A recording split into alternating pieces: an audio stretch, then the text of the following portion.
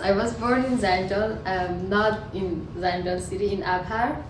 There's a city in Zanjan, but I was just born there. But we were living in Tehran even at that time. So my mom gave birth to me because in Afra because her family were there and she was more comfortable there, which I am proud. In Tehran, I studied physics for my undergrad. So as far as I remember, when I was a kid, I had this dream of being scientist, and it changed to specifically physicist after even before elementary school. I didn't know that is a possibility to study art. You are a good student. Why do you want to study art? Because art is for lazy people, or like if you can't do math and you can't do sciences in school, then you have to go to art because there is no other option to give you a diploma. But like, so it wasn't even humanities, or like even social sciences and humanities, we have that in high school, but we didn't have that in our school. It was just mathematics and natural sciences. But like, I didn't know enough about those. My university was a tech university. It didn't have any art or humanity majors, but it was located in downtown Tehran, which most of the cultural events and galleries and cafes that are a site for communication in Iran they were located in that area. So even walking through the streets there was changing my cultural awareness, my political awareness, which I never had it before, because it wasn't a possibility for me to, and again mentioning that not that my family were restricting me, it was just not something that no one that think of to go out or like see what is even different part of your city. In university we were going to cafes after classes, and we were studying and talking and reading together there, talking about more social political or philosophical subjects, which those were somehow in some points related to art. And we were there up all night till like 1 a.m. and that changed my life, that changed my view, that opened a new window through my eye. So it was not directly to art, it was more like existence of humanity sciences, which I do not separate art from humanities. Cafe just opened, which at first it was a old mansion door that I saw that open door, and I told my friend, I think it's gonna be a cafe or something, and then they said, no, I don't think so, but something like that. And then we had like I bet that is, and then we went inside, and it became a site for us to go there. After it had a cafe, it had a gallery, and it had a place that it had a small amazing bookstore. And it had a cafe on the roof of it, which you could see city theater. I read a book of Foucault. There was an article that this is not a pipe. I was not aware of that painting, but I was very into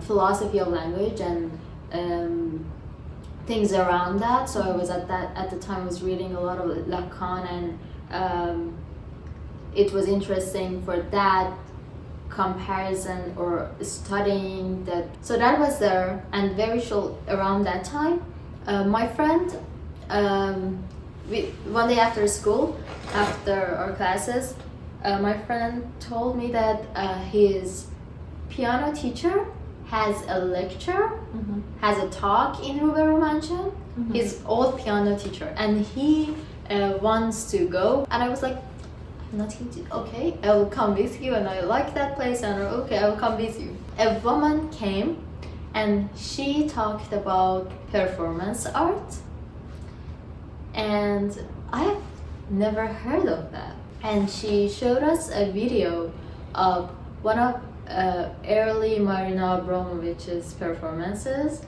that was named Art Must Be Beautiful and Artist Must Be Beautiful. Marina combs her hair and it changes the speed and it gets very aggressive. And I was shocked. At that moment, I was like, if this is art, I want to be an artist. It was like knowing nothing about performance art or like this contemporary conceptual. I was just pretty sure that this is a way that I want to be in, and I was middle of studying physics. I had one and a half year left of my study in physics. I changed my thesis on art, and then I started to working on an installation and performance, and I didn't think of how and when and where I want to show it. Maybe because I wasn't in art school. I had two huge, big cages that I had to build. I was like, where I'm gonna store this? How I'm gonna make this? Who's gonna show this? Which if I want to make something half of size of that, I don't do that, because I'm like, where I'm gonna show this? Now I'm more cautious. So what happened is that I started reading a lot about the subject, and then having a lot of talking with my friends, and then designing the installation and performance, and then buying material, and then building those cages in my dad's rented house's garage with help. The work's title was The Other, which was referring to societal structures, and which was pointing that how we think we are free when we don't have a language to say that we are not free. So it was two cages, and the cages were like a woman dress, and in one of those cages a cube, mirror in shape of a cube, so people could have seen themselves in, and in the one I was in that cage for around 3 hours, and I had something on that was just buttons that I have to open them up and close them till the moment that system collapses. And then I was like, okay, should I send it to galleries or something? I don't know anyone. I don't know how this works. So I was like, well, let's first send it to Ruberu Mansion. So I just wrote that, and then I sent it to Ruberu Mansion people, and they just got back to me very shortly that you can do this, we support you, and we don't get any money, and we make a poster for you. Yeah, so that was the first, and it was amazing. It was a big start. It was heavy, but it was important, and yeah, that was how I got into art. And then I ended up coming here, and in this beautiful studio. My work was more about social structures before immigration, before coming here, being here, I didn't think of myself as an immigrant. Mm-hmm. So I was seeing this fragmentation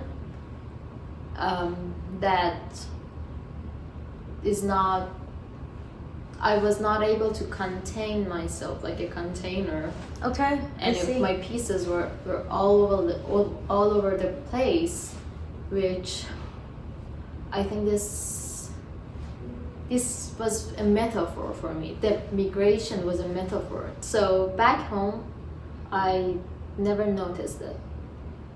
Not that I had like 3 art projects, but like maybe if I was working on art like for 10 years, I felt like, oh no, I can't afford this anymore. Mm-hmm. But like, at least in the situation that I was, it was so easy to get material, Mm-hmm. to get help, professional help even, if I wanted to, if I needed to have something built for me. There was a time here that I had to work on video because I couldn't get any material, which was turned out to be to a good thing, to be creative in that way, but that was a pressure. The project that I'm working on right now is an installation.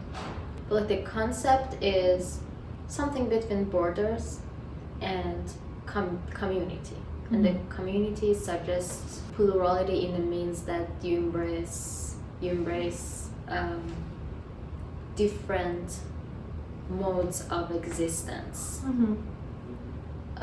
It's gonna be in Benton Museum. I'm gonna do like more time-consuming project, less in number, but it was good to have that in this 3 year, which I did learn a lot of techniques, a lot of different media, and working with those and having comments.